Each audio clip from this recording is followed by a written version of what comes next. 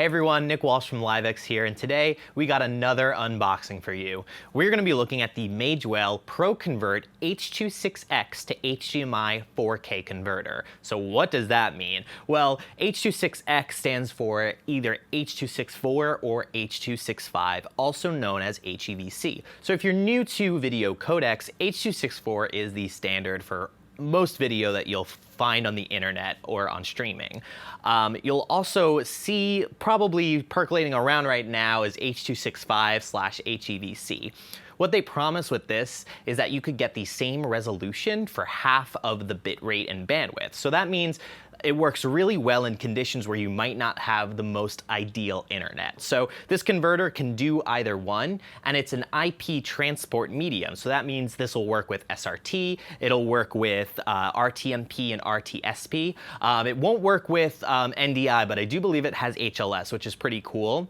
And then this will convert it to HDMI 4K. So you could use an HDMI 2.0 cable to get up to 2160 by 4096 on an HDMI line. So this makes it great for a remote monitor or anyone in the world that you might want to stream video to get into their studio or system. So without further ado, let's take a look inside and check it out. So I'm going to open this box here, put that off to the side, and here we go in the Magewell. White outside, but a black box on the inside here. So opening this up, looks beautiful. Have some accessories over here, and then here is the converter. So I'm gonna take everything out, and then we'll take a look at it individually. So we got this over here, and we got the accessories. I'll try to get this open. No, I'm just gonna leave that in there. I'll pull out all the power here. So we got a bunch of international adapters, so you should be good to go no matter where you are in the world. I'm gonna put these guys off to the side. It is powered by USB, so you should be able to use either the supplied USB cable or your own there. Put this over here. And then there's another accessory box in the box under the converter. And this will have some more like I/O cable that you could use. We got a bag which looks like it has a USB 2.0 A to B cable. And then the inside here, this is a bracket, so you could use this to attach the converter to a camera, a wall plate, or what have you, so that way you could have it tucked away and clean and neat. So I'm gonna put that off to the side here, put the box over there.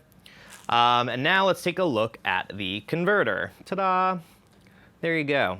So I'm gonna start with the bottom here.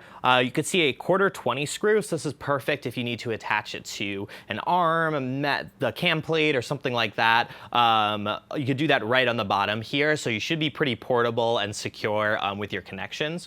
I'm gonna look over here on the left now.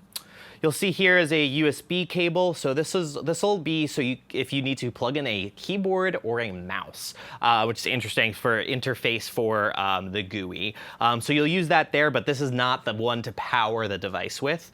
Over here is also a menu setting. So I bet this has some kind of OSD that you could plug in. OSD stands for on-screen display.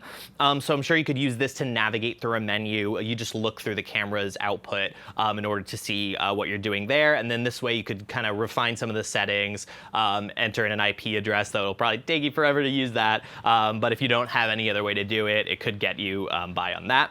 And then here's your HDMI output. Again, it's HDMI 2.0, which will let you go all the way up to 4K at 2160 by 4096. So now let's take a look at the top of the device here. So it looks like there's these little tally lights here, which is pretty awesome. So if you have this connected to a camera, you could take advantage of that. It's probably not gonna get too bright, but maybe it's good for an operator if you have an operated camera that you want to send tally over for someone. Over here is also a dip switch rotary dial. So some settings that you can't do in the GUI, or instead of the GUI, you could get a little tiny screwdriver, flathead, and use this to dial it in. So now I'm gonna look at the opposite side here. We got this is the USB cable. This is gonna be for power, which is you could use the supplied adapter for, and I'm sure you could plug it into a computer or another kind kind of brick that would come with your phone or something like that. And also you have your Ethernet connection and PoE. So again, this is not NDI. Magewell has some other NDI converters for their IP transport, but this will have to rely on HLS, SRT, RTMP. But you'll plug this in over here. It's also powered on PoE, so you don't have to use the USB if you don't want to. And there you go. That is the Magewell Pro Convert.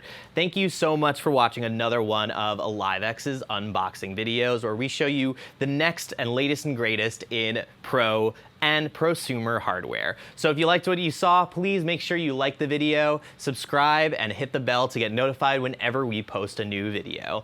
Thank you so much for watching. Catch you on the next one.